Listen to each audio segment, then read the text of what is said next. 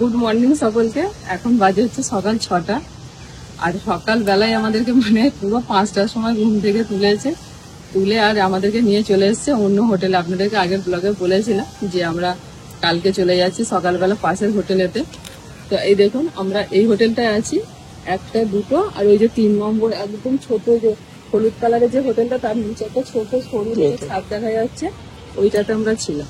তারপরে তো এটাতে আমরা এসেছি আজকে সকালে। ফার্স্ট সকালবেলা আমাদেরকে ঘুম থেকে তুলেছে। আমার তো মানে উঠে একটুখানি মাথাটা ধরে গেছিল আর বর্ণিতে বাবার উপর জোরে রেগে গেছি। জানেন 5টা থেকে উঠে বসে আছে আর আমি তো অনেকটা রাত্রিতে ঘুমিয়েছি, ঘুম আসছিল না। ও কিছু না, ওটো কি হলো সকাল হয়ে গেছে, চলো যেতে হবে। তো উঠে দেখছি 5টা 10-15 বাজে আর এত রাগ ধরেছি। দিয়ে সব লাগেজ টাগেজ নিয়ে সমস্ত কিছু নিয়ে এলাম। এসে দাদা রুমটুম পরিষ্কার করে রুম ঠিক করে দিয়েছে। বুবলু বর্ণিতে এখন জোর ঘুমাচ্ছে। দিয়ে আমি সবকিছু গুছিয়ে গেছি রেখে একটুখানি ছাদের দিকে এলাম। এটা 5তলা বিল্ডিং আর উপর থেকে ভিউটা শুধু দেখুন ভেলোরের চারিদিকে। সিএমসি হসপিটালও তো দেখা যাচ্ছে। হ্যাঁ, এইটা হসপিটালটা পুরো অনেক বড় এরিয়া আর এই ভেলোরকে ঘিরে আছে এই পাহাড়। চারিদিকটা একদম গোল করে ঘেরা ভেলোর শহরটাকে পাহাড়ে। আমারও আসলে ওদেরকে তোলার ইচ্ছা ছিল না। গতকাল বলেছিল যে 1টার সময়, তো সেটা নিয়ে তো একটুখানি কনফিউশন হয়ে গেছিল। দুপুরে 1টা বলে রাত 1টা এরকম হলো ব্যাপারটা। তো আমার না মনের মধ্যে একটুখানি মানে চিন্তা ছিল, যার জন্য আমার ঘুম ভেঙে যাচ্ছিল। রাতে 2বার ঘুম ভেঙে গেছে। দ্বিতীয়বার যখন ঘুম ভাঙলো তখন প্রায় 4:30 বাজে ভোরবেলা। আমি আর তখন থেকে ঘুমাইনি। আমি না 4:30 বড্ড তাড়াতাড়ি হয়ে যাচ্ছে রাত, তখন দেখছি সকাল হয়নি। ওই জন্য একটু ওয়েট করছিলাম যে অন্তত 5টা বাজুক তারপর ডাকবো। তারপর আমি একটু ফ্রেশ হয়ে গিয়ে ওদেরকে 5টার সময় তুললাম। আসলে এখানকার হোটেলের সিস্টেম হচ্ছে মিনিমাম আপনাদেরকে প্রথমেই 3 দিনের বুকিং করতে হবে। এবার যদি আমি হোটেলটাকে এক্ষুনি না চেঞ্জ করে নিই তাহলে আমাদেরকে আবার বুকিং করতে হবে ওই হোটেলটাকেই, বাই চান্স যদি আজকের দিনটা না পাওয়া যায়। গতকাল একটা দিন পাওয়া যায়নি, সেটার অসুবিধা হয়নি কেন, যেটা ওই 3 দিনের মধ্যে ছিল বলে, যার জন্য অসুবিধা হয়নি। এবার বাই চান্স এই রাত 1টা যদি আবার দুপুর 1টা বাই চান্স ভুল করে হয়ে যায়, বা ধরুন এই ভোরের দিকে না আমরা যেমন এসেছিলাম খুব সকালে, এই সময় করে কাঠপাটিতে ট্রেনগুলো সব ঢোকে, যারা আর কি আসছেন ট্রিটমেন্টের জন্য ভেলোরে, তো তারা তো হোটেল যথারীতি এসে খুঁজবেন। এবার বাই চান্স বলে রেখেছিলাম, উনি বলেছেন, আমি স্লিপও করে গেছি, টাকাও দিয়ে গেছি অ্যাডভান্স। বাই চান্স যদি কোনোভাবে আর কি অন্য কাউকে রুমটা দিয়ে দেওয়া হয় তাহলে কিন্তু আমরা মুশকিলে পড়ে যাব। কারণ দেখুন, আমি অবিশ্বাস করছি না কাউকে, কিন্তু এই দাদা ভাই তো জানেন যে এনারা অলরেডি একটা হোটেলে আছেন, অসুবিধা নেই। এনাকে যদি আবার কালকে বলি তো কালকে উনি তো চাইলে আসতে পারবেন, কিন্তু সেই রিস্কটা আমি আর নিলাম না যে ট্রেনগুলো ঢোকার আগে, কেউ হোটেলে ঢোকার আগে আমি গিয়ে ঢুকে যাবো, মানে আমরা আর কি, তাহলে আর এই প্রবলেমটা থাকবে না। এবার ঘুমের ঘোরে তুলেছি, তো সেই জন্য কৃষ্ণা তো তবু কিছু বলেনি। আমার ছোট মেয়ে রেগে ফায়ার, ওকে কোলে করে নিচ্ছে, হুঁ হাঁ করে চেঁচাচ্ছে। আর বর্ণিতাকে বলতে, বর্ণিতা যাই হোক উঠলো, উঠে তারপর ওদেরকে সব নিয়ে এসে বর্ণিতা তো হেঁটে এলো, বুবলুকে কৃষ্ণা কোলে করে নিয়ে এলো। আর এত লাগেজ না, সবগুলোকে রাতের বেলা সব গুছিয়ে রেখেছিল, বেশিরভাগ কৃষ্ণা গুছিয়েছিল, বাসন টাসন মেজে সব গুছিয়ে। আমি যেগুলো গুছিয়েছিলাম সেগুলো অল্প কিছু, কারণ কিছু পেপার ওয়ার্ক আছে, আজকে সিএমসিতে আমাদের একটু কাজও আছে। আজকে আর কি ডাক্তারবাবুর সঙ্গে দেখা করব, যে রিপোর্টগুলো সবকিছু হয়ে গেছে, আমাকে গিয়ে আর কি ডাক্তারবাবুর সঙ্গে কথা বলতে হবে যে উনি কি দেখলেন, বা কবে কি ডেট দেবেন, বা কি হবে, শুধু কি ক্লিপটা খোলা হবে নাকি আর কিছু হবে, সেই সব জিনিসগুলো আজকে বলবেন। তো সেই জন্য আমি আর মানে এগুলো বেলার দিকে রুম টুম ট্রান্সফার করা আমি চাইছি সকালের দিকে, মানে একটু সকালের দিকে সিএমসিতে হসপিটালের যে কাজগুলো আছে সেগুলো ঠিকঠাক মিটিয়ে নেব।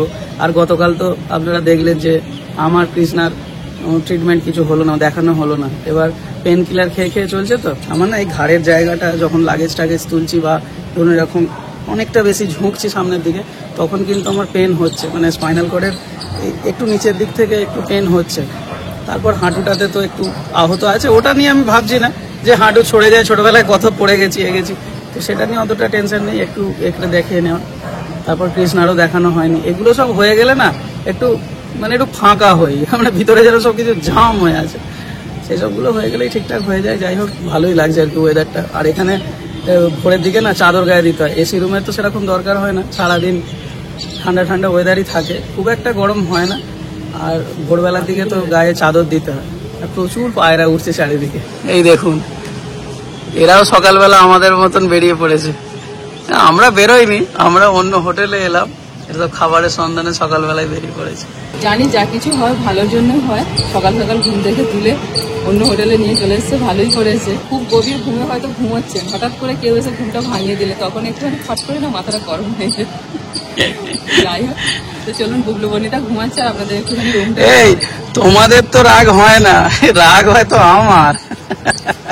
আমাকে ওই রকম তুললে না।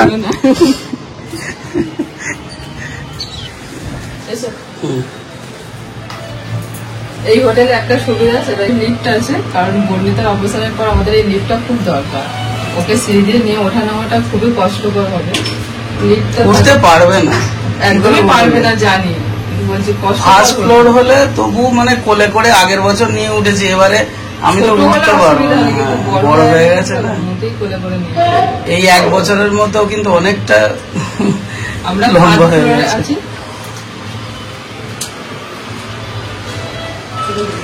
হারিয়ে ফেলছি। এইদিকে এই দেখো, এই মাত্র এলো, কি অবস্থা দেখো।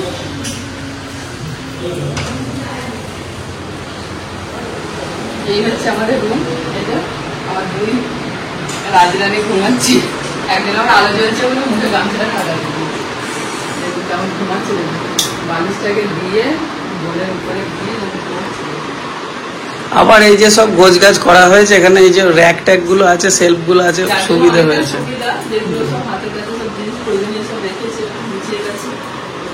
আবার এই দিকটাও গোছানো হয়ে গেছে, রান্নার জিনিসপত্র। আর এই যে ব্যাগটা, এটা ধার নিয়ে আসছিলাম ওই হোটেলের দাদার থেকে, এটা গিয়ে ফেরত দিয়ে আসতে হবে।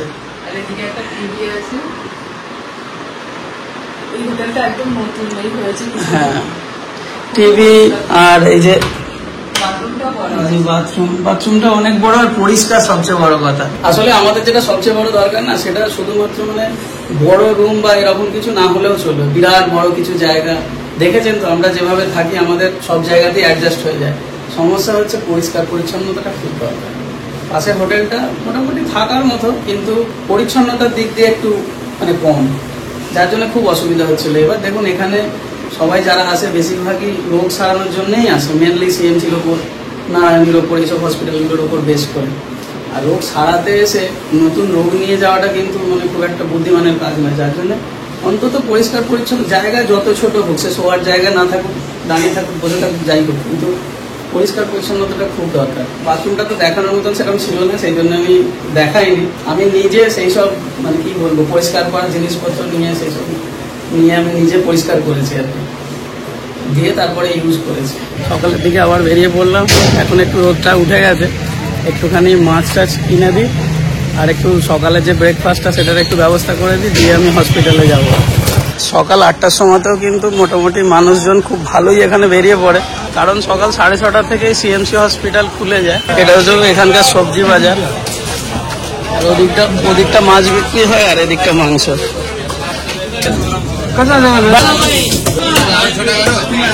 हाँ, वो 5 पीस 6 पीस बस, 5 पीस, हाँ 5-6 पीस कर दीजिए। हाँ ठीक है, ये ठीक है। हाँ बस। এই দোকানের ইডলিটা খুব ভালো, যার জন্য ইডলিটা নিতে এলাম। এইভাবে বানানো হয়, গরম গরম সঙ্গে সঙ্গে বানিয়ে দেন এনারা। আর প্রচুর ভিড় হয়, লাইন দিয়ে নিতে হয়। জানেন তো, আমার 2 মেয়ে কিন্তু মাছ খেতে ভালোবাসে, তার থেকে বেশি ভালোবাসে হচ্ছে দিদি। ওর বাবা একটুখানি বাজার থেকে মাছ নিয়ে এসে দিয়ে আর হসপিটালে গেছে।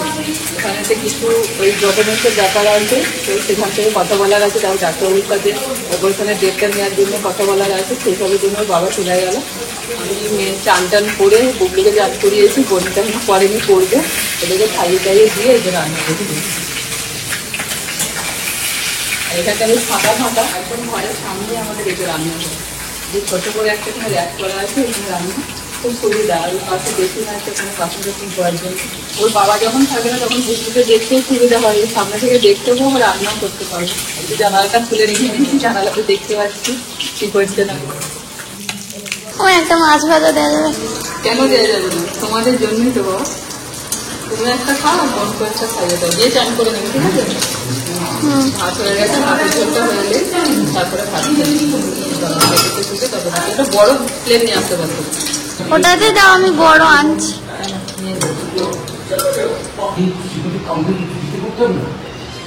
সাবধানে, গরম আছে, আস্তে আস্তে ছাড়ে ছাড়ে খাবে, আর বোনকে একটু খাইয়ে দেবে।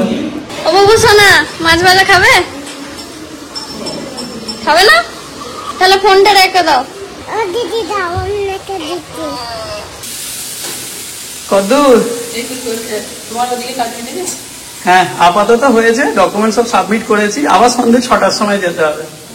সেই গত বছরের যে মেন বিল্ডিংটা যেখানে ভর্তি ছিল বর্ণিতা, ওই বিল্ডিং এতে সন্ধ্যে 6টায় যেতে বলেছে বর্ণিতাকে নিয়ে। আমাকে একটু নিয়ে যাবে জানো? তোমাকে না গেলেও চলবে, আপাতত আজকে। হসপিটালের ভিতরে তো একটা চার্চ আছে না, ওখানে একটু যাবো। ও ঠিক আছে, যাবে, একটুখানি ঘুরে আসবে। আমার পাশের রুমে একটা কাকিমা বলছিলেন হ্যাঁ। যে আজকে নাকি মানে বাংলাতে যে ওনাদের প্রার্থনা হয় না, ওটা আজকে সন্ধ্যে 6টার সময় বাংলায় হবে। ও তাহলে চলো, ওই যে কাকিমা বলছে সন্ধ্যে 6টা, এবার 6টাতেই তো যেতে বলেছে গো। 6:30। 6:30। হ্যাঁ তাহলে ঠিক আছে, 8 ঘন্টা ওখানে থাকবো, তারপর যাবো। চান টান করে নাও। হ্যাঁ। আর দেখো 2 মিনিটে ওখানে মাছ ভাজা খায়। ও বেশ ভালোই, বোন মোবাইল দেখছে আর তুমি খাইয়ে দিচ্ছ। এ বুবলু, বুবলু মোবাইল দেখো না। এইমাত্র নিল, কিছু বলবো না, হলে আর খাবে না। এইমাত্র নিল? মা খাওয়ালে তো এমনি খেয়ে নেবে, আমি খাওয়ালে যদি এদিক ওদিক করে এই জন্য। ও আচ্ছা, সেই জন্য ঘুষ দিয়ে খাওয়াচ্ছ। ঠিক আছে, সে এখন খাওয়াচ্ছে খাওয়া, কিন্তু ভালো নয় জিনিসটা। ওকে এমনি এদিক ওদিক করে মা যেমন খাওয়ায় ওই রকম করে খাওয়াবে। ঠিক আছে, আমার বাবু সন্ধ্যে 6টার সময় যেতে হবে, 6টা 6:30টার সময়। আমি টাইমটা দেখছি, 6টা 6:30 করে গন্ডগোল হয়ে গেল। যেতে হবে, ডেকেছে ওই মেন বিল্ডিংটা একবার। এবার কি কারণ আমি জানি না। গোপাল ভাত দেখতে দেখতে পুকুরের সঙ্গে এখন ভাত খাচ্ছে। ভাত না, সারিয়ে জন্য এখানে খিচুড়ি বানিয়ে দিল। একটু ডাল, চাল, আলু, সয়াবিন দিয়ে আমাদের হচ্ছে মাছের ঝোল, আর বুবলুর জন্য সয়াবিনের খিচুড়ি। খিচুড়ি আর মাছ ভাজা। আমি দিচ্ছি না, বিছানায় না, বিছানায় না। পুলিশকে ফোন করবো বাবু, পুলিশকে ফোন করবো, ওকে ধরে নিয়ে যাবে। হ্যালো পুলিশ, এখানে একজন বদমাশ আছে, প্রবলেম তৈরি করছে, খাবার সময় খাচ্ছে না, আপনি ধরে নিয়ে যাবেন? ঠিক আছে, হ্যাঁ হ্যাঁ ঠিক আছে। ওর নাম বুবলু, আসছে বললো, আসছে। তাড়াতাড়ি খেয়ে নাও, পুলিশ নিয়ে চলে যাবে তো ধরে। তাড়াতাড়ি খেয়ে নাও। বাবু দে, দিদি ফোন করে দিয়েছে, দেখবেন খেয়ে নেবে।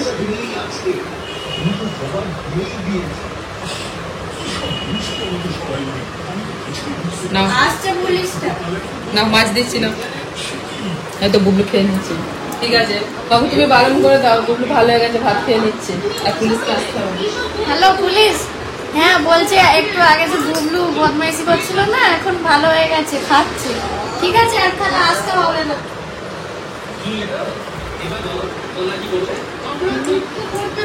এখন বাজে 6:45 আর আমরা একটুখানি রেডি হয়ে বেরিয়েছি। বর্ণিতার বাবার হসপিটালে একটুখানি কাজ আছে, আর আমি আপনাদের তখন বললাম যে একটু আমি চার্জে যাবো। এই যে টিপে দাও বুবু, তুমি টিপে দাও তো, শূন্যটা টিপে দাও। শূন্য আছে না, শূন্যটা টিপে দাও। বাহ, ঠিক আছে, এবার গাড়ি যাবে।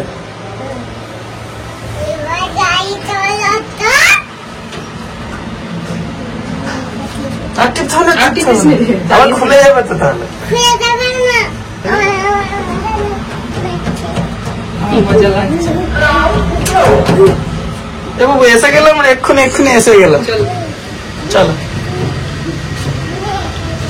আর একটু আগে গেলে ভালো হতো, তাহলে আমিও ওখানের যে প্রোগ্রামটা অ্যাটেন্ড করতে পারতাম, যেটা চার্চে হওয়ার কথা। আজকে বাংলাতে বলছিল, কৃষ্ণা খবর পেয়েছে, বাংলাতে আর কি কথাটা আছে, বিভিন্ন ভাষায় ওখানে বক্তব্য রাখে, সেটার একটা শিডিউল আছে। ওরা ততক্ষণ দেখুক, আমি গিয়ে আমার কাজটা করি, যেটা পল ব্র্যান্ড বিল্ডিং আছে সেখানে যেতে হবে।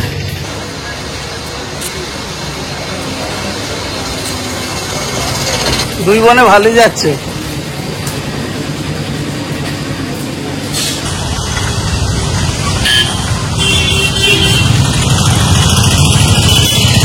চলো, লাইট জ্বালিয়ে দিয়েছে, এদিক দিয়েছে, ডান দিক দিয়ে। এটা হচ্ছে সিএমসির সামনেটা বিরাট বড় এরিয়া। সিএমসি মানে ক্রিশ্চিয়ান মেডিকেল কলেজ, তো এই মেডিকেল কলেজের ভিতরেই এই যে চার্চ, ওই ভিতরে প্রেয়ার হচ্ছে। আমি মানে বহুদের লেগেছে। আমি বলেছি আমার জীবন্ত ঈশ্বর আছে, আমার জীবন্ত ঈশ্বর আমাকে দেখবে। এবং যখন এবার আপনাদের আমি বলছি, একবারে অন্তর থেকে, ভেতর থেকে, হৃদয় থেকে জীবন্ত ঈশ্বর পিতাকে ডাকুন। এখানেই যেতে বলেছে ব্লক। হ্যাঁ, এই বিল্ডিং এ আমাদের সন্ধ্যাবেলা আসতে বলেছিল। চল দেখি। 3rd floor. এটা সেই বাচ্চাদের জন্য সেকশন ছিল এখানে। তো এখানেই তো তুই ছিলি তো, ভুলে গেছিস। মানে যেখানে ছিল সবাই ওইখানে। এবার B3 ওয়ার্ডে বলেছে তো, আর অতটা মনে নেই, সে পুরোনো ভিডিও খুলে দেখতে হবে আমাদের 1 বছর আগেকার। 3rd ফ্লোরে আজকে কিছু হয়তো কাউন্সেলিং বা কিছু, জানি না। ভয় খাবি কেন? কিসের ভয়? কোনো ভয় না, তুই একদম ব্রেভ গার্ল। চল, বন্ধ হয়ে গেল রে। আরে এটা একদম 3-এ যায়নি, এটা 2-এ এসেছে। কি কে? এই 2-এ এসেছে। ও আচ্ছা আচ্ছা, ও খেয়াল নেই। মানে ও যিনি ছিলেন উনি 2-এ টিপেছিল। ডাক্তারবাবু এখনো আসেননি, ভিতরে সিস্টারদের কাছে গেলাম, তো উনি বললেন একটু ওয়েট করতে, ডাক্তার এলে আমাদের ডেকে নেবে। এই যে বর্ণিতা আমি ওয়েট করছি, আর বুবলু আর ওর মা ওখানে আছে চার্চের ভিতর। তুমি ভালো করেছো মাকে আননি, না হলে শুধু শুধু আসবে আর এইগুলো দেখে টেনশন করবে। ওই জন্যই তো সেই বুবলু এদিক ওদিক করবে ছুটোছুটি। আমি আর তুই আছে, ঠিক আছে? হ্যাঁ, বাপ বেটিতে সব সামলে নেবো।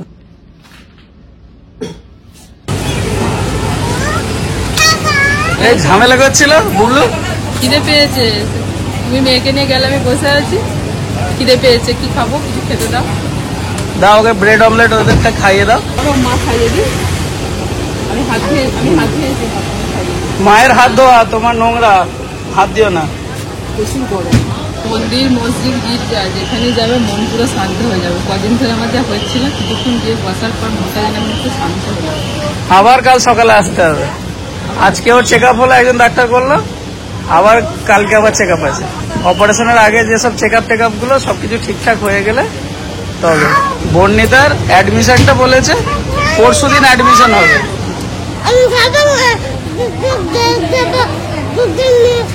হ্যাঁ, তুমি মুখেরটা শেষ করো। দুজন মিলে খাবে, কেক কিনেছে একটা, ও একা নয়, দিদিও দুজন মিলে খাবে। আর পেছনে দেখো না, লুকিয়ে লুকিয়ে কফি খাচ্ছে। এ বেটা দেখতে পেলি এক্ষুনি বলবো আমিও খাবো।